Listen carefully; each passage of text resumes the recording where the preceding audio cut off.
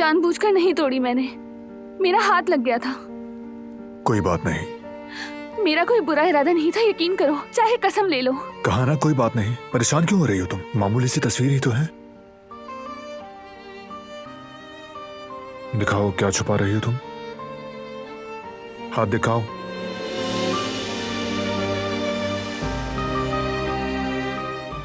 दिखाओ मैंने कहा।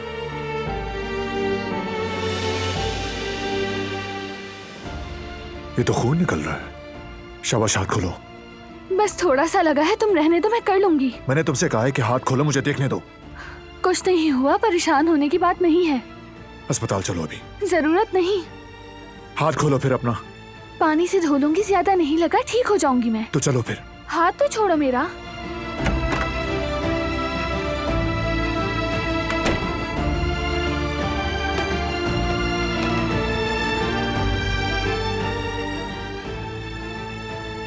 हाथ खोलो अपना। परेशान तो ना हो। अरे खून निकल रहा है। इससे क्या फर्क पड़ता है? आखिर इतनी जिद्दी क्यों हो तुम? मैं जिद्दी नहीं हूँ। तो फिर क्या बात है? आखिर मुझे देखने क्यों नहीं दे रही तुम? मेरे जख्म खुद भर जाएंगे। बस, खून बह रहा है, अपने हाथ खोलो। तो मेरा ही खून है ना।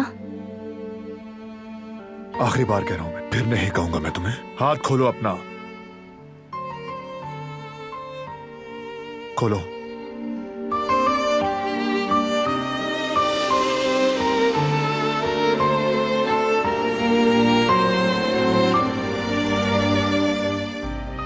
टांके लगेंगे, डॉक्टर के पास चलो।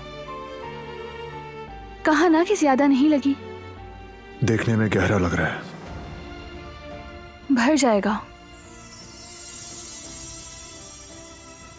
अगर भर भी गया तो दर्द फिर भी होता रहेगा और निशान रह जाएगा। कोई बात नहीं, रह जाए निशान।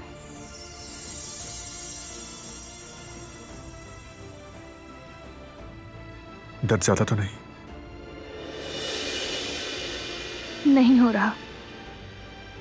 जानता हूं कि दर्द है। तुम कैसे जानते हो?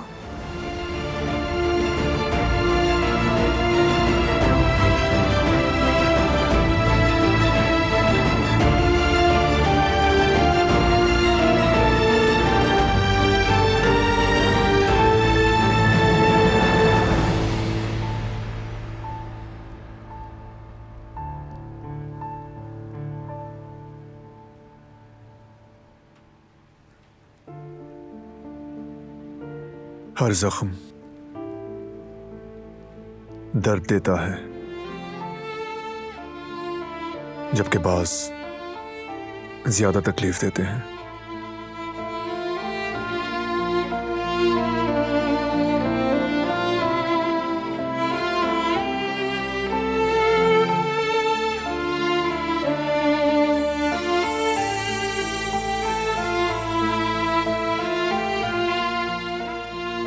जिनके भरने में वक्त लगता है, लेकिन कुछ जख्म कभी नहीं भरते और अक्सर ही हमें दर्द देते रहते हैं। जैसे कि ये तकलीफ दे रहा है। जानबूझकर नहीं किया, इसलिए तकलीफ नहीं दे सकता।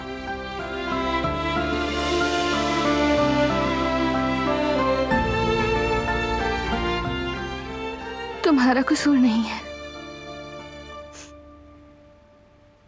मेरी गलती है। सब मेरी गलती है। मैंने खुद को ही जख्मी किया है और ये खुद भर जाएगा। निशान रह भी जाए तो कोई बात नहीं, जख्म भरने तक दर्द से फरार नहीं हो सकती।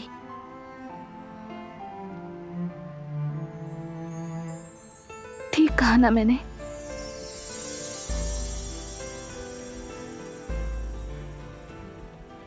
बहुत दर्द झेले हैं, ये भी गुजर जाएगा। गुजर जाएगा।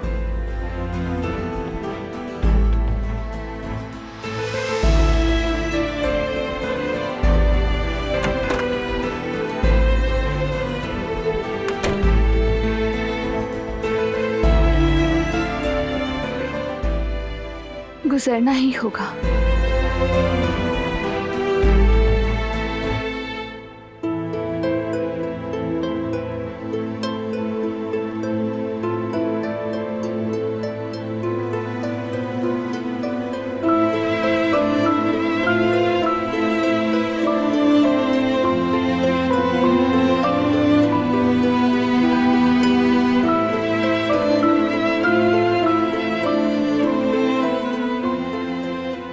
बहुत तक झेले हैं,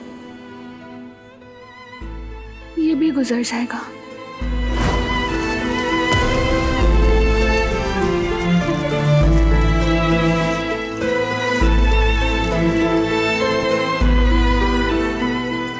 देखो मैं आ गया। कोई है क्या?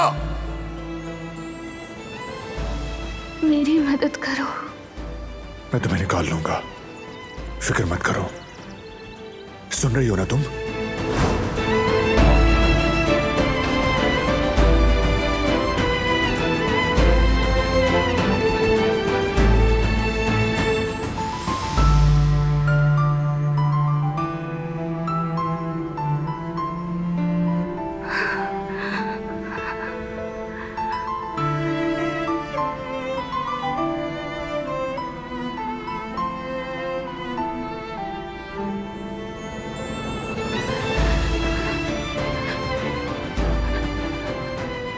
बहुत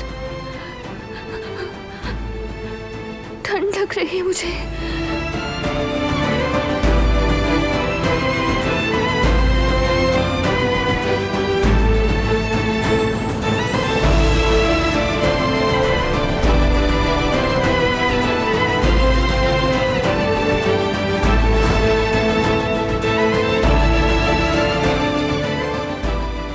मेरा जख्म तुम हो जो भरता नहीं और रिश्ता रहता है।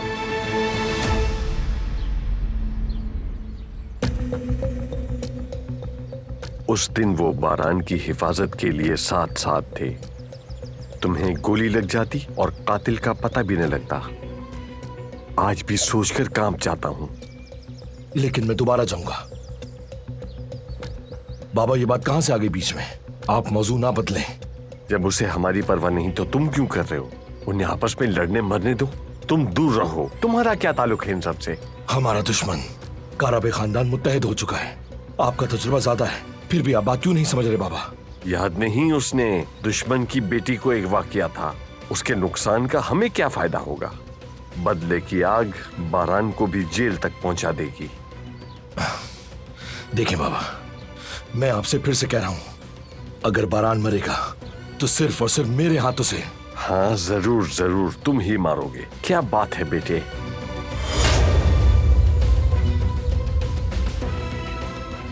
अगर आज बारान के सामने हम दोनों बेबस हैं तो उसकी मानने पर मजबूर भी हैं, तो ये सब सिर्फ तुम्हारी वजह से हुआ है। अच्छा तो ये बताओ, तुम बारान के सामने क्या हो? तुम तो अपने साए को भी नहीं हरा सकते बेटा। बातें बड़ी बड़ी करते हो मगर जिंदगी भर तुम अहमक ही रहोगे। ये बहादुरी नहीं बल्कि बेवकूफी है, और इसी बेवकूफी की वजह से तुम हर बार नुकसान उठाते हो, हर बार जलील होते हो सबके सामने। तुम्हें बेटा कहते हुए मुझे शर्म आती है, शर्म आती है मुझे। शर्म तो मुझे आती है जब मैं आपको अपना बाबा कहता हूं। बारान और जेहान से बहुत ज्यादा जलन होती है मुझे। अब जानते हैं क्यों? क्योंकि उनके बाबा बिल्कुल भी आप जैसे नहीं हैं। हसरत करता हूं कि वो जो अपाहज है ना, तो लफ्ज भी नहीं बोल सकते वो खुद से। बाबा, काश आपकी जगह वो शख्स मेरा बाप होता। ये मेरी बदकिस्मती है, आप जैसा बाप मिला है मुझे, लेकिन ये चीज मेरे इख्तियार में नहीं है। अगर आपको गिला है कि मेरे जैसा बेटा मिला है, तो मुझे भी बाप के रूप में कोई नेक इंसान नहीं मिला। लिख के रख ले बाबा कि एक दिन आप मुझ पर फख्र करेंगे, मेरी अहमियत का एहसास होगा। याद रखें, मुझसे आकर माफी मांगेंगे आप। क्या उस वक्त मुझे आपकी परवाह होगी? बिल्कुल भी नहीं।